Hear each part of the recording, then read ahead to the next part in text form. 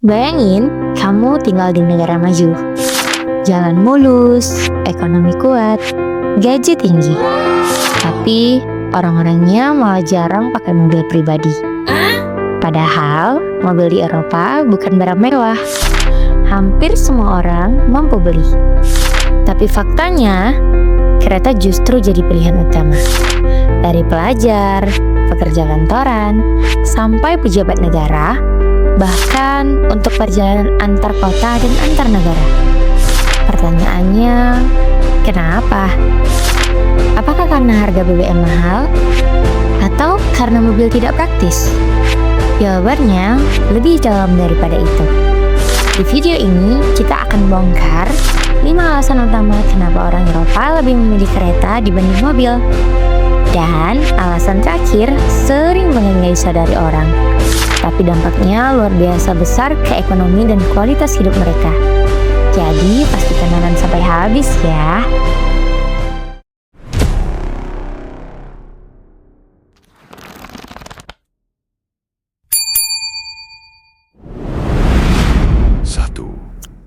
Oke, kita mulai dari alasan pertama.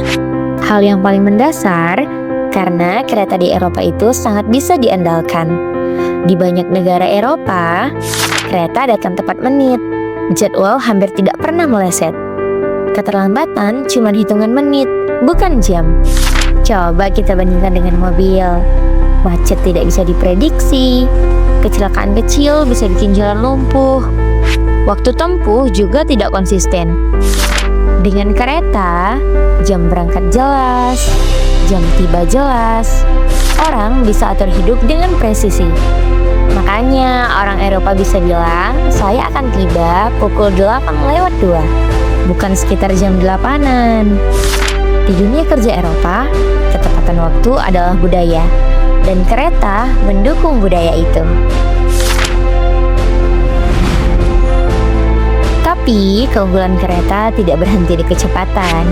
Banyak orang salah paham, mereka pikir mobil kan cuma beli sekali, habis itu bebas. Padahal di Eropa biaya mobil itu sangat mahal secara total. Coba hitung, pajak kendaraan, asuransi wajib dan mahal. Parkir sangat mahal di kota-kota besar. BBM, servis rutin, denda pelanggaran, dan lain-lain. Sementara kereta, tiket bulanan jauh lebih murah, banyak subsidi pemerintah, diskon pelajar dan pekerja, tidak perlu biaya tambahan.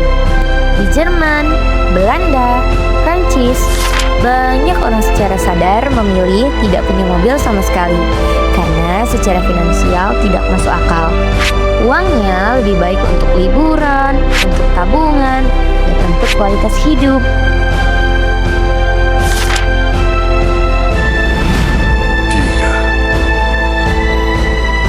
Oke, hemat kan? Tapi bagaimana soal kenyamanan? Ini poin yang paling sering diremehkan. Padahal di dalam kereta Eropa, bisa duduk santai, bisa kerja pakai laptop, bisa baca buku, bisa tidur, ada wifi, ada colokan listrik. Sekarang bandingkan dengan mobil.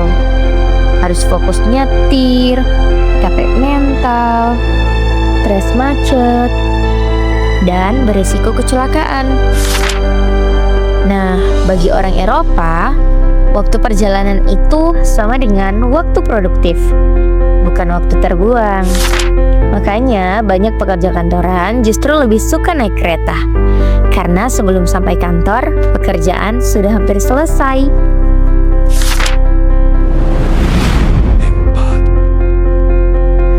Tapi alasan selanjutnya ini lebih besar dampaknya ke kota. Coba lihat kota-kota Eropa seperti Paris, Amsterdam, Zurich, Vienna. Apa yang bisa kita lihat? Jalan ramah pejalan kaki, ruang publik luas, sepeda dan transportasi umum dominan. Semua itu tidak mungkin terjadi jika mobil mendominasi. Karena mobil butuh lahan parkir besar, bikin kota panas, bikin polusi, bikin jalan penuh. Sedangkan kereta lebih hemat ruang, mengurangi polusi, mengurangi kebisingan, kota jadi lebih nyaman ditinggali. Makanya di Eropa mobil bukan raja jalanan, tapi manusia adalah prioritas. Ini bukan kebetulan, ini hasil kebijakan jangka panjang.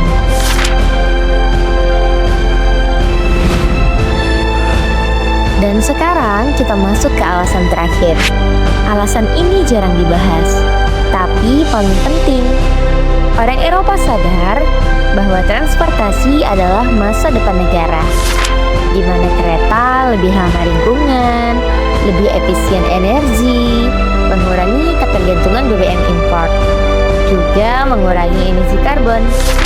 Makanya pemerintah sengaja mempersulit mobil, pajak mobil dinaikkan, parkir dibatasi, dan BBM mahal. Sementara kereta disubsidi, jalur diperluas, antar negara terkoneksi. Di Eropa, naik kereta dari Paris ke Berlin, Amsterdam ke Brussels, Milan ke Zurich itu mudah dan cepat. Ini bukan sekadar transportasi, tapi strategi geopolitik dan ekonomi. Jadi sekarang kamu tahu, orang Eropa bukan tidak suka mobil, tapi mereka lebih rasional memilih kereta karena lebih cepat dan pasti, lebih murah secara total, lebih nyaman, kota jadi lebih manusiawi, dan ini adalah investasi masa depan. Pertanyaannya sekarang, kalau sistem kereta kita sebaik Eropa, apakah kamu masih pilih mobil? Tulis pendapatmu di kolom komentar ya. Dan kalau kamu suka konten tentang transportasi, logistik, infrastruktur, jangan lupa subscribe karena masih banyak fakta mengejutkan yang jarang dibahas. Sampai ketemu di video selanjutnya.